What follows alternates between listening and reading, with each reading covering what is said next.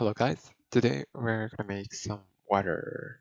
This is going to be a water tutorial, which is going to be made with Shadergraph. So let's start. Okay, so first we're going to start by creating a new Shadergraph. Create PBR graph. We're going to call this water shader. We're going to open it. I'm going to maximize this. Okay, so in order to achieve this kind of water effect, what I am going to do first is bring a Voronoi texture, which is going to be very helpful at the moment of making those wave kind of patterns. And what I am going to do is first of all multiply this white color with a kind of bluish tone, which is going to be bright, and these black parts with another tone of blue, which is going to be darker. Okay, so let's do it. First of all, what we want to do is set the cell density to something higher. Something like that looks okay.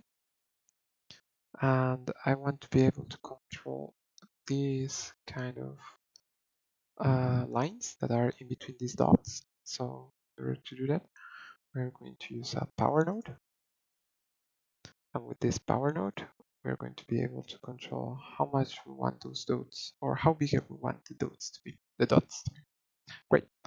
Now what I want to do is get these dots to be white in order to multiply them by another color. So what I am going to use is a 1 minus node, which it is going to invert this Voronoi texture.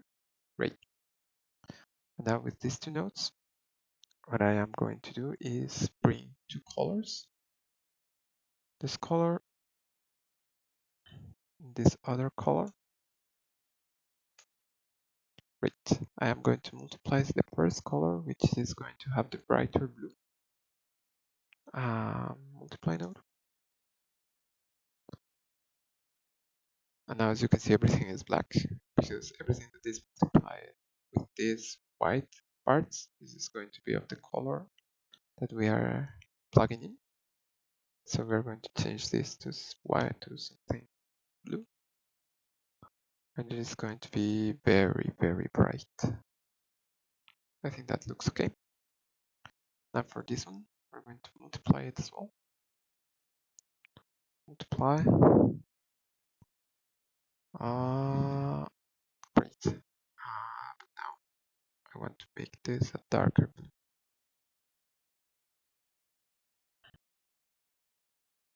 So something like that looks okay. And now we're going to add these two textures in order to combine them. We are going to overlay each one on top of each other. Oh, that looks great. I may turn this a bit more black, maybe, or to make it look better. Yeah, I think that's what I am looking for. Let me see. Yeah, something like that. Not sure though, I may change it. So now I am going to make this a property so that we can change it in the inspector. Convert to property, and this is going to be bright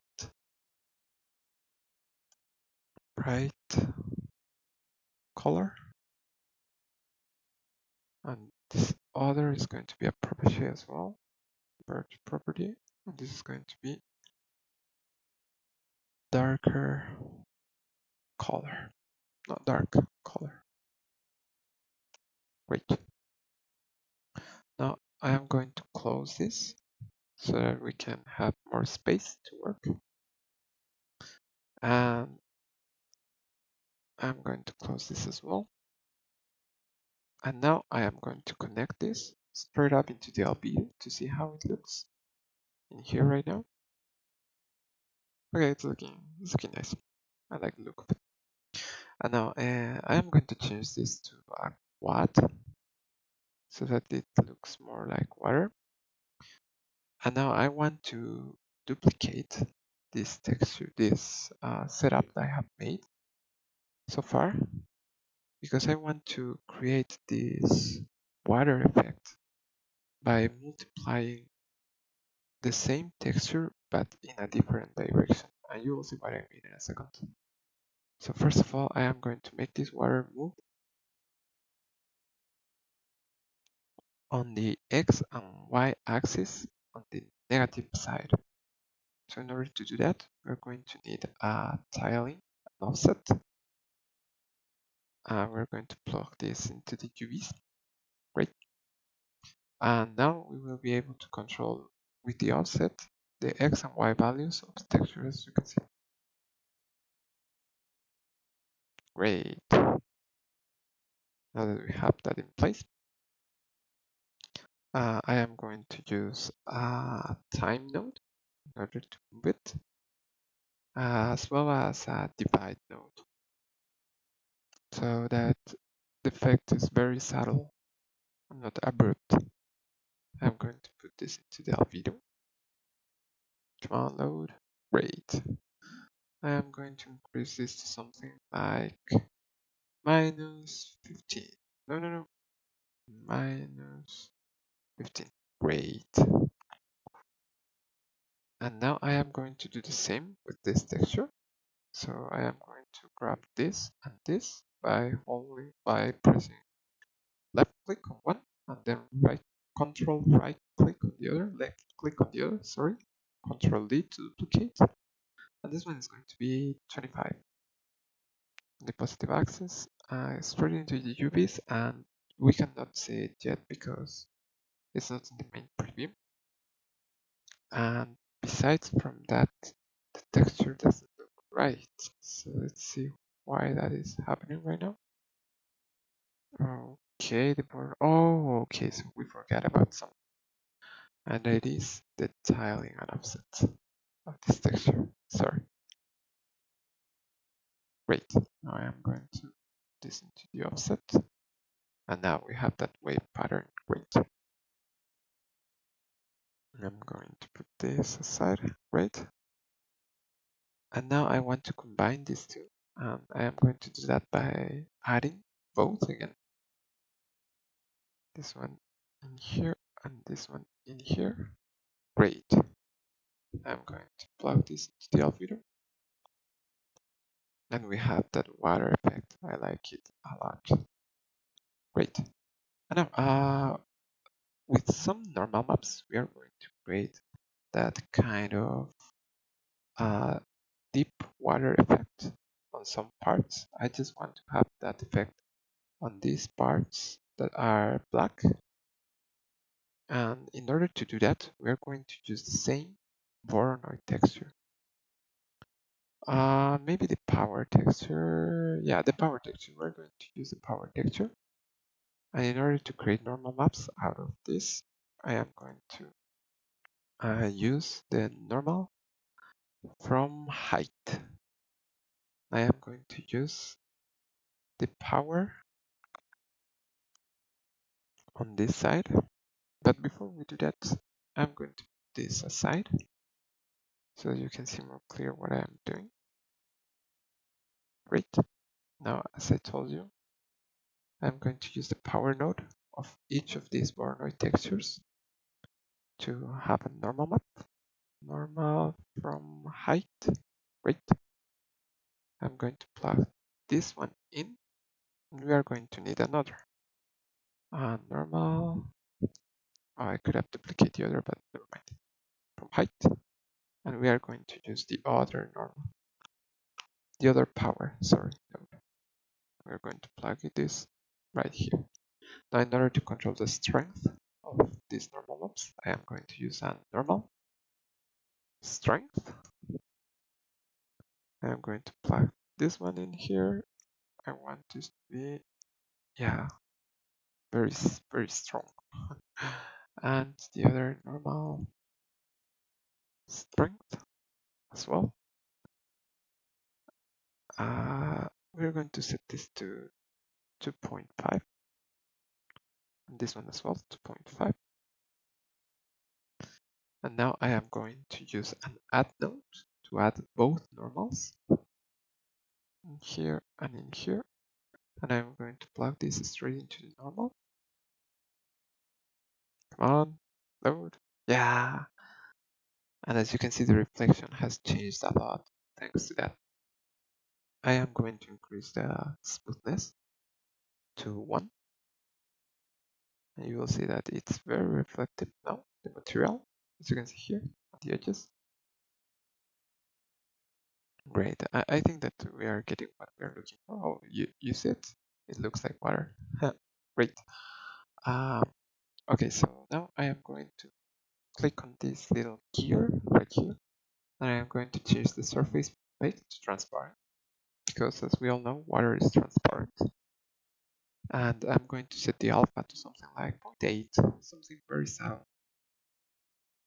We can see through it very little, but it's a very subtle effect, and I like it. Great. Now with all of this in place, I am going to grab all of the steps that we have made. I am going to put this down here. And now, besides from creating this kind of water pattern, I want to change something on the Voronoi texture, which is the cell angle offset, so that it doesn't look that kind of with a pattern that you can notice. And as you can see, this creates a very unpredictable pattern, which is great, as nothing in the world is perfect, nothing is seamless. I know. I want these waves to move up and down, because that is what water do. Well, the ocean at least. So for that, I am going to use a position node. This is going to give us the position of each vertex in the mesh. And I am going to change this from world to object. After changing it from world to object, I am going to use a split node. And with this split node, what I want to get is just the y-axis, so that I can move the vertices on that axis. And I want them to move upside down. And in order to achieve that effect, I am going to use a simple, gradient, noise. I'm going to set this to something like 50. I am going to multiply this in order to control the strength of it. If I am not using the power node, it is because it causes some weird issues on some dots. I don't know why, but it does that. And now, as we will see, we split this position of each vertex in x, y, and z coordinates. So now I want to join them in order to input this to the vertex position. So in order to do that, I am going to use a vector 3 node, which is going to allow me to do that. The x position is going to be the same, and the z position is going to be the same, as we want the water to move only upside down. And the y position is going to be controlled by this gradient noise. And if we input this to the vertex position, we're going to see that some vertices of this quadrant are going to change drastically. And we cannot see it because it must have moved the mesh. But if we change the sphere and we zoom in, you can see that the vertices on the y position are moving up or down. And now in order to make them move constantly, what we're going to use is a time node.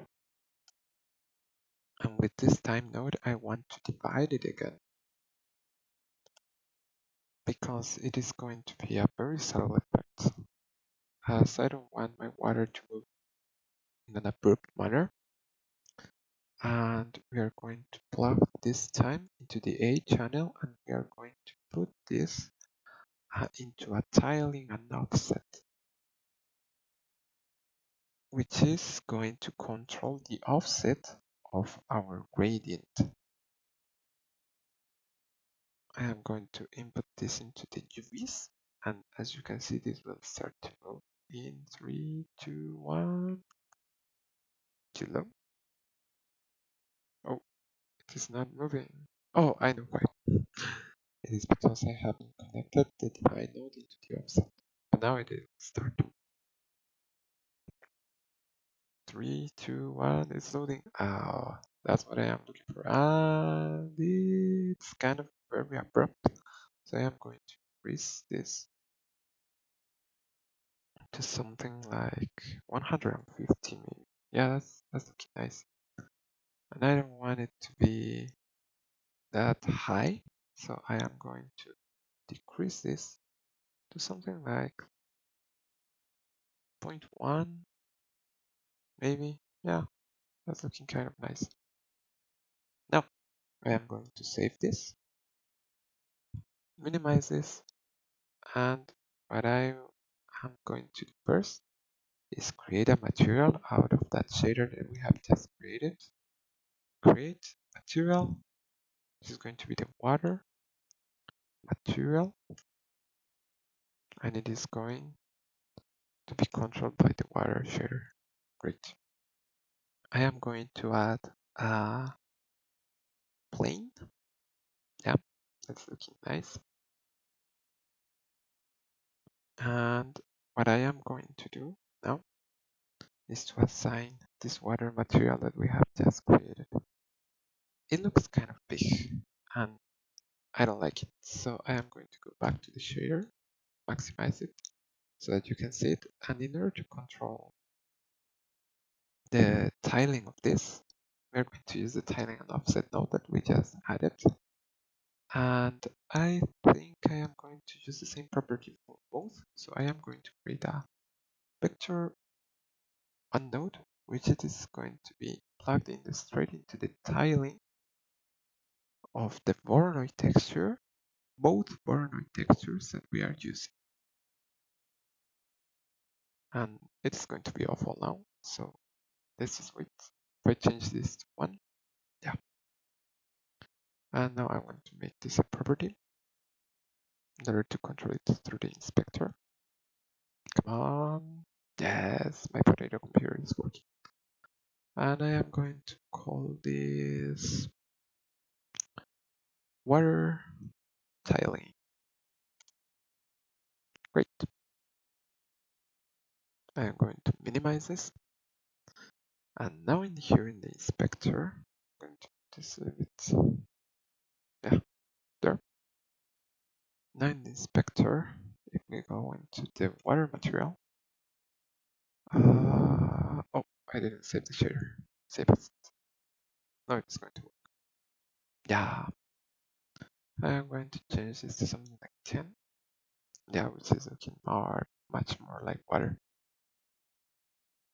And I may want to add another property, which is one that will control this, the gradient noise.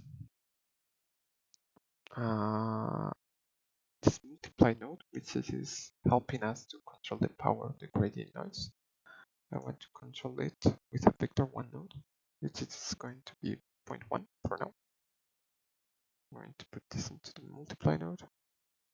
The B channel, come on, load faster. Come on. Okay, load it. And I'm going to convert this to property. And now I am going to call this displacement power. Now I am going to save the asset. Remember to always save the asset or you are not going to see the changes in the spectrum. And now we can control this exactly, which is what we wanted. Now if we hit play,